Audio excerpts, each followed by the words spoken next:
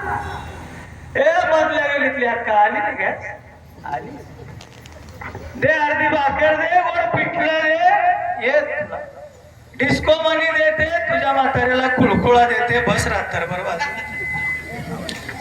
सरपंच गेल्या वर्षीच बार तुम्ही लय मनावर घेतलं हा पावशेर तुझ्यासाठी काय म्हणतात तसं केलं एवढी रिस्क घ्यायची गरज पाणी घे केसारी पाणी ग मैना गाडी बोल पाणी घे केसारी पाणी ग मैना गाडी बोल पाणी घे केसारी पाणी ग मैना गाडी बोल पाणी घे केसारी पाणी ग मैना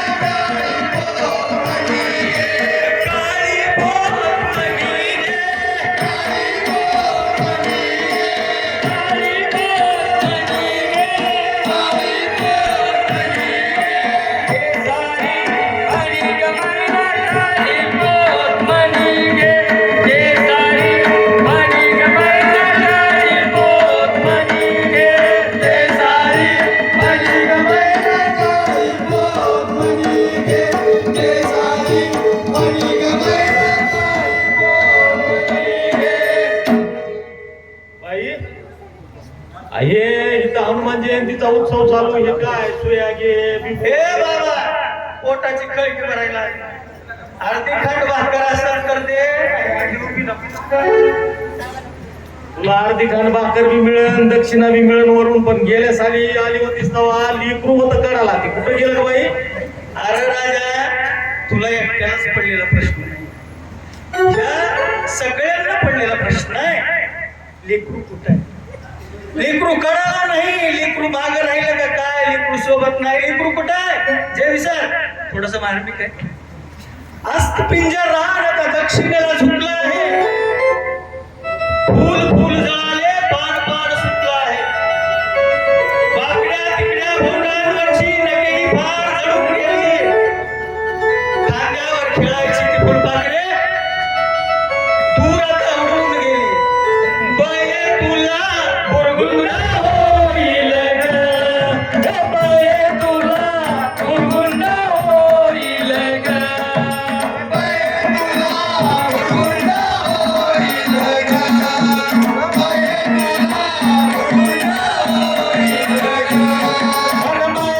तुला बुरगुंडा होईल ग अरे बाये तुला बुरगुंडा होईल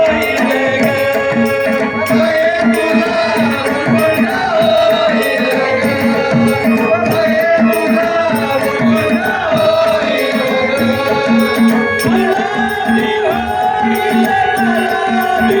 होईल ग बाये तुला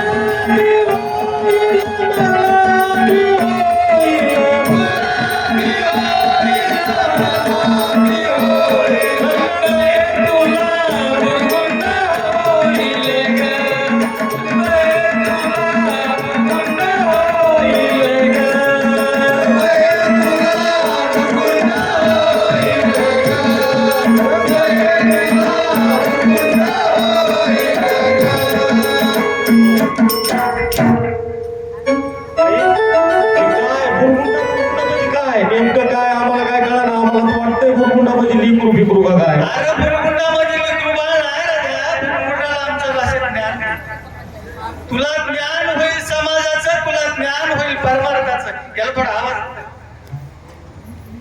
तुला ज्ञान होईल समाजाचं तुला ज्ञान होईल परमार्थाचं तुला ज्ञान होईल त्या मायबापांचं त्यांना काहीच कळत नाही असं तुला वाटतं राजा त्यांना जर काहीच कळत नसतं तर तू मी इथं सगळे नसतो रे ज्यांचे मायबाप लहानपणी गेले ना महाराज त्यांना विचारा मायबापाची किंमत काय असते इथं बऱ्याच माता माऊल्या आलेल्या आहेत मुलींची संख्या पण भरपूर आहे ज्या माता माऊलीचे मायबाप गेलेत ना तिला विचार तुम्ही माहेरला जाता का ती सरळ सांगेल महाराज माहेरात माईबापच राहिले नाही आम्ही जाऊन करायचं अरे ज्या दिवशी मायबाप गेले ना महाराज त्या दिवशी माहेरच्या हक्काचा उमरा सुद्धा पोरका होतो आणि सागर सुखाचा सागर पण. ज्या दिवशी मायबाप राहिले नाही त्या दिवशी सुखाचा सागर पण लागतो. पोरी तर पोरी भरपूर आहे. तुम्ही डॉक्टर झालात, कलेक्टर झालात, इंजिनियर झालात, 10वी ते 12वी पर्यंत शिक्षण घेतलंय तुम्ही, पण तुमच्या पुस्तकात असा कुठलाच प्रश्न पडला नसाल पोरी. तो प्रश्न तू आज सकाळी घरी जाऊन आईला विचार.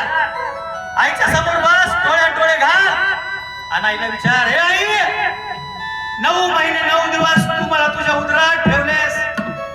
9 महिने 9 दिवस तू मला तुझ्या उदरात ठेवलेस आणि मी जन्माला येताना तुला किती वेदना झाल्या गाई, तुला किती वेदना झाल्या. तिच्या डोळ्यात टचकन पाणी येईल बघ, ते हंबरडा फोडाल, तुझ्या गळ्यात पडाल, तिच्या भावनांना वाट मोकळी होईल बघ पोरी, तिच्या भावनांना वाट मोकळी होईल. जी माऊली 9 महिने 9 दिवस तुम्हा आम्हाला उदरात ठेवते आणि तुम्हा आम्हाला जन्म देत असताना या विश्वातल्या कित्येक आयांना आपला शेवटचा श्वास घेतलाय महाराज.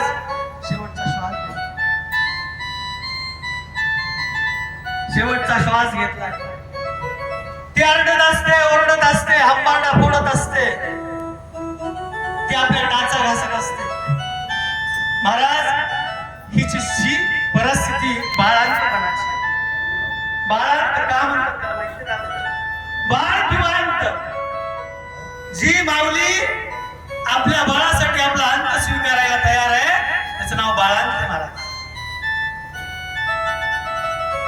त्याचं नाव बाळांत. त्या कठीण यातनेतून जात असताना सुद्धा समोर डॉक्टर आहे, त्याला विनंती करते, साहेब माझ्या जीवाचं काही झालं तरी चालेल पण माझ्या पोटचं पोर मात्र वाचलं नाही महाराज. डॉक्टर माझ्या पोटचं पोर मात्र वाचलं. आई किती स्वार्थ आहे ना.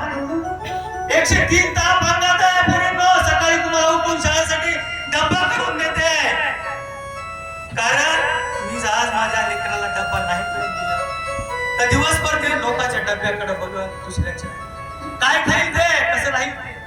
103 ताप अंगात असणारी आई डब्बा करून देतो तुम्हा आम्हाला. ती आई तुमच्या आमच्या लक्षात आली नाही राजा हो. आई किती स्वार्थ आहे महाराज. त्याचं एक छोटं उदाहरण सांगतो जे मी सर. त्या आठवडी बाजारात शेव जिलाबीचा हट्ट माझ्या लहान भावाने केला होता. त्या आठवडी बाजारात शेव जिलाबीचा हट्ट माझ्या लहान भावाने केला होता. पैसे कमी पडले म्हणून आईने चोळीचा खण करणार होता. ही निस्वार्थ नाही म्हणून म्हणते, बय तुला गुरगुंड होईल ग, बय तुला गुरगुंड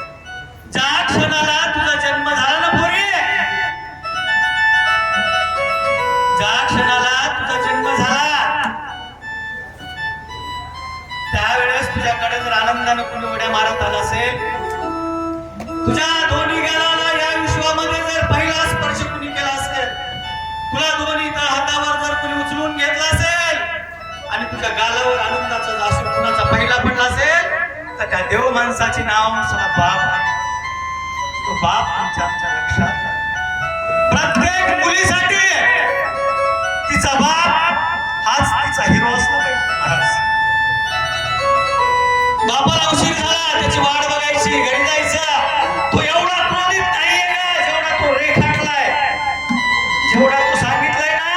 एवढा तो क्रोधित नाहीये, त्याला भावना आहे, फक्त तो तुझ्यासोबत रडत नाहीये. तो रडतो महाराज, तो रडतो एकटा असल्यावर.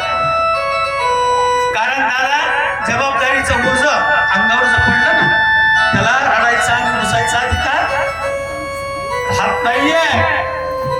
तो रडतो कुणी नसल्यावर. त्याची वाट बघायची, त्याची वाट का बघायची?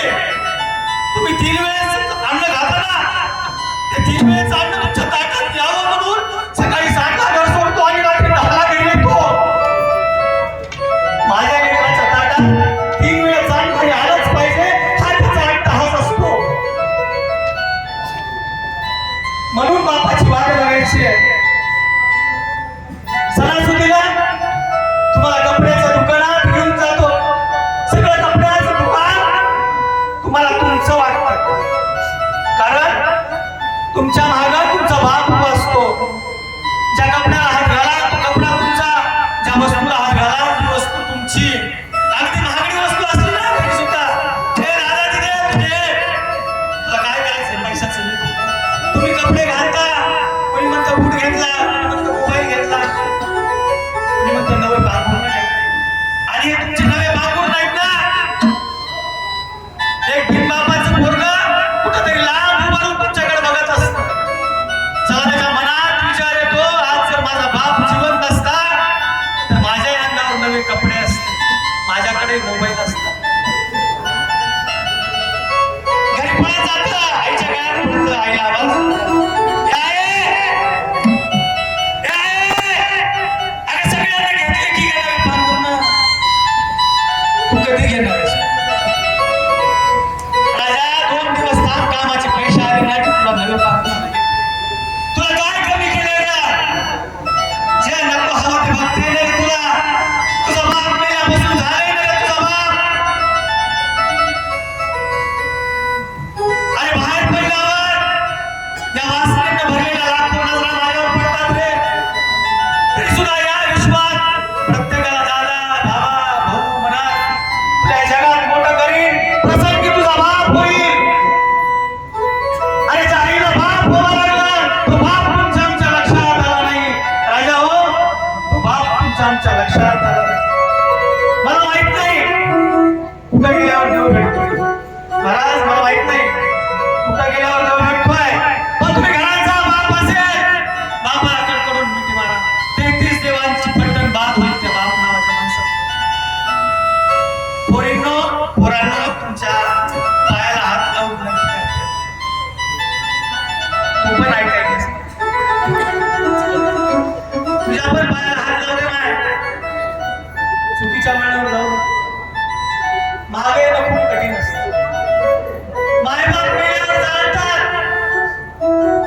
देवी सर, मायबाप मेल्यावर जाळतात ना, चुकीचं आहे. मायबाप मेल्यावर जाळत नाहीये, जाळतात ते त्यांचं फक्त निर्जीव शरीर. खरे मायबाप कधी जळतात माहिती आहे तुम्हाला?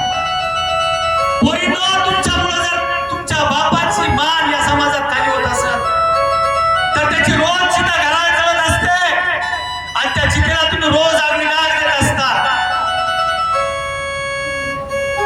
जिवंतपणीचं मरण लय बेकार महाराज. न जागता येतं न मरता येतं. या विश्वातलं सगळ्यात मोठं जर कोणतं पाप असेल तर जिवंतपणी आपल्या बापाला दिलेलं मरण, आणि हे पाप देव कधीच माफ करणार नाही. जाता जाता 4 गणितीचा ओळ येतात. कुणी लिहिल्यात माहित नाहीये, पण या भारुडात नमूद करतोय. ऐका ऐका दोस्तांनो, माया बापाची कहाणी. बाप नारळी खोबर, माय नारळाचं पाणी. बाप नारळी खोबर, माय नारळाचं पाणी. पोरांनो, आपल्या आयुष्यातून बाप रूपी नारळाचं खोबरं आणि माय रूपी नारळाचं पाणी जाणलं तर या समाजात आपली वरवंटी आणि वरवंटीचा उपयोग नको बंद करायचा. या समाजात वरवंटीचा उपयोग काय सरपंच माहिती आहे तुम्हाला? शेंदूर गावण्यासाठी. आपल्या आयुष्यात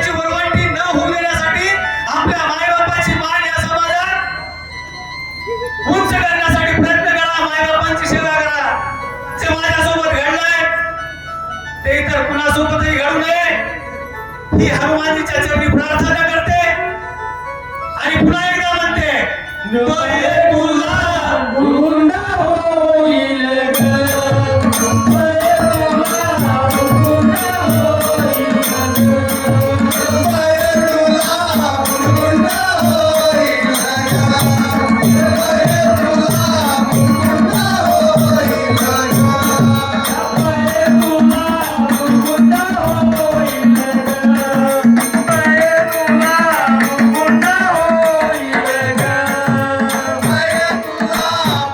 गुरुंडा होईल ग, बळे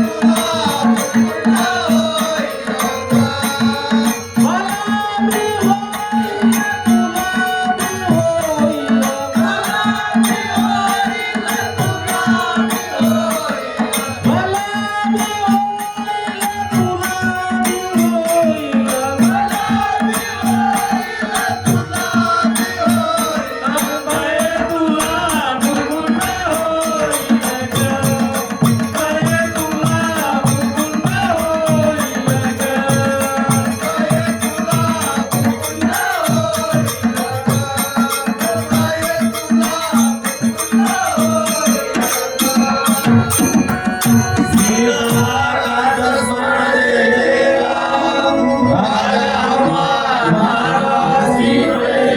कुठे गेले होते? अंजनीच्या पुत्र उत्सवाला काय दिली पावले? मुक्ती दिली पावली आमच्यासाठी वैदिन हो. या सोंगासाठी श्रीराम पवार यांच्याकडून 100 रुपये बक्षीस आलेलं आहे. गौतम दादा पटाई यांच्याकडून पण 100 रुपये बक्षीस आलेलं आहे. धन्यवाद.